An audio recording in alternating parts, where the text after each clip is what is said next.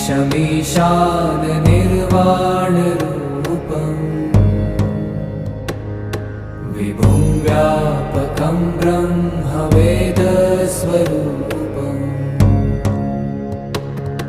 निजं निर्गुणं निर्विकल्पं निरीहम्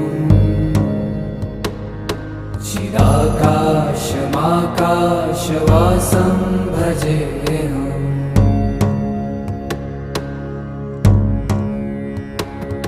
निराकार